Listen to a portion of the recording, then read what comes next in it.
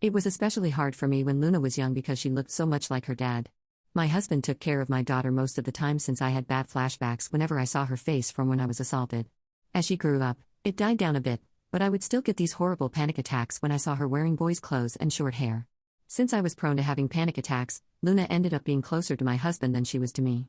Also, she often ended up getting a little more than her siblings from my husband as some sort of compensation because of me. We never told her that she was the product of SA because I was too ashamed and my husband did not want her feeling different from her siblings. I often told her that me and her biological father got into an altercation and never spoke to one another ever again. About 2 years ago, she got one of those DNA test items and found out she had a relative in the system. This said relative got Luna in touch with her biological dad and they started talking despite my protests. He apparently wanted to speak to me about something he wanted to tell me, so Luna attempted to persuade me to speak with him. I made her aware that me and her father shouldn't ever be in the same room together. Now, Luna is getting married to a lovely young man. The original plan was to have my husband walk her down the aisle, but he had gotten into a bad accident, leaving him in a wheelchair until his legs are strong enough to support his weight again. However, this is not her idea of a picture-perfect wedding day, so she invited her biological father to have the honor of being the bride's father. Her wedding invitation not only invited my assaulter, but she totally disrespected the man who raised her. Although I or a bridesmaid could have pushed him down the aisle, she thinks it would not fit the vibe of the wedding. My husband looked so shocked and upset that she would even think of this, but I was furious. I have a visceral hate for that man and I let her know that I would not be anywhere near him.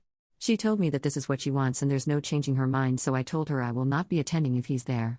She got upset and told me that I shouldn't hang on to the past, but I laid it into her that she doesn't know what happened between me and her biological father, so she shouldn't stick her nose where it doesn't belong. Though I feel terrible about what I said and how I said it, and I can't be blamed for her being born or not knowing what happened since I never told her, I still feel as though my wishes should be respected if I say I don't want to be in the same room as someone. I'm now okay with her contacting her father, I just do not want anything to do with him. Also, it's rude to replace your father with another man who you've barely known for 2 years because of something he couldn't control. Can anyone offer me a perspective that I am not catching? Has anyone ever dealt with this, and if so, how? Update. Before I get started on the update, I have a few things I want to address. A lot of people have questioned me on why I did not tell my daughter that she was a product of SA. The only answer is that I was ashamed of myself. For some context, before I got married to my husband, I actually was very close friends with my attacker. We grew up together in a small community and our families were close, our parents even wanted us to get together. He was always interested in me, but I didn't give him a chance until university. I broke it off with him and started dating my husband, but I never cut him off because we were very close. He invited me over to drink, this was normal for us, and when I started getting a bit tipsy, he SA'd me. I was very traumatized by the situation and tried to get him jailed, but I couldn't. He had a very good reputation, so everyone believed him, even my own mother, when he said I willingly came over and did it with him.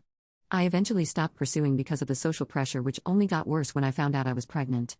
I eventually left that place with my husband and the kids to live somewhere else.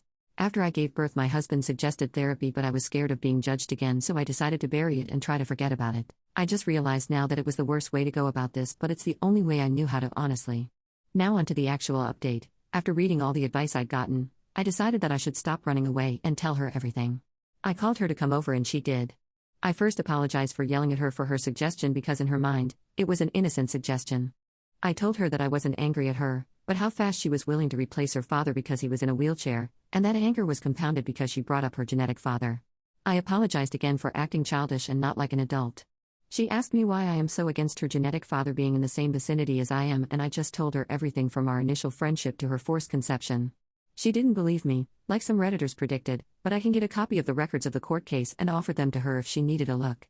She looked stunned, like she wanted to believe me but couldn't.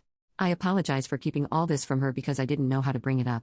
She told me she didn't believe me and would confirm with her genetic father, so I told her to take the time she needed to process all this. Later that day, she came again, crying and apologizing for not believing me. I held her and cried and apologized too. It was kind of therapeutic. We had a long chat and I did feel closer to her.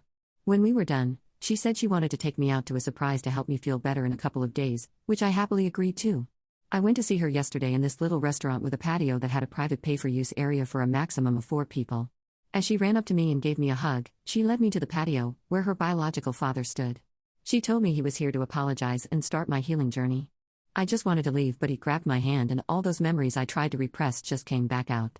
I started having a panic attack and lost balance, to which he tried to help me keep my balance, which worsened everything. I honestly don't remember how I left, but I ended up in my car just sobbing. I called my elder son to pick me up because I was not fit to drive at that moment. Today, My daughter called me upset that I ruined her surprise, but I was extremely upset with her.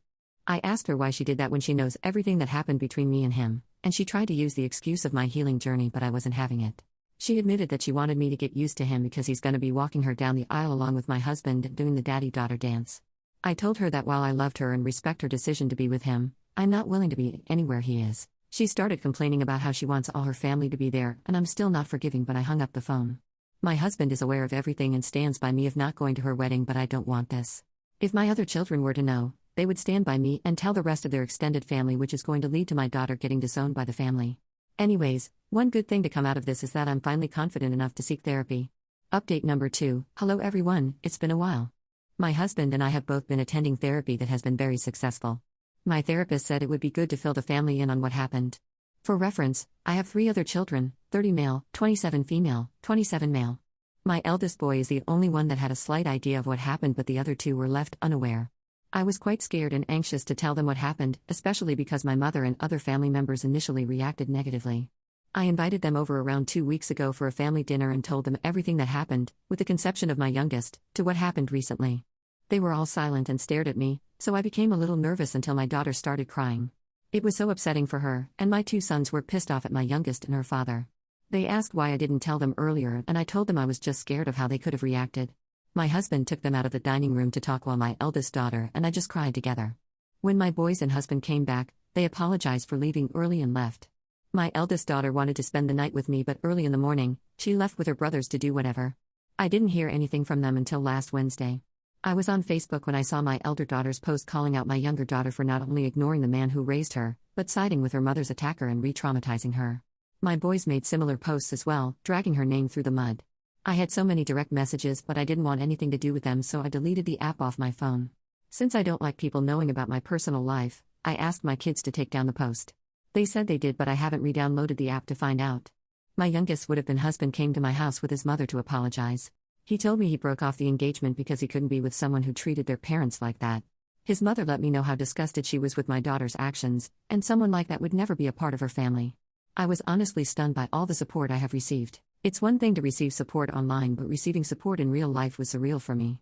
I'm a bit disappointed because I wanted my daughter's former fiancé to join the family, as he is a lovely and sweet boy, but he has boundaries in a relationship that my daughter unfortunately crossed. As for my youngest, she is furious with me. She sent me a nasty voicemail saying that I ruined her life. Her friends and fiancé basically cut her off. Needless to say, I felt terribly sorry because I had attempted to avoid this situation at all costs. I went through what she is experiencing and I know exactly what it feels like.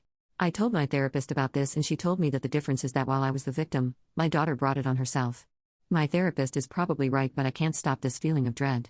I tried to call my daughter, but once I heard her father on the line, I hung up. He took it upon himself to let me know that my daughter is depressed because of my actions. I feel terrible for treating my daughter like this. My husband says that I should focus on myself, and I'm trying to, but I just can't stop worrying. I don't think that my daughter is safe when she's with her biological father. This is all that's going on in my life right now, for all those asking. Thanks for everything. My girlfriend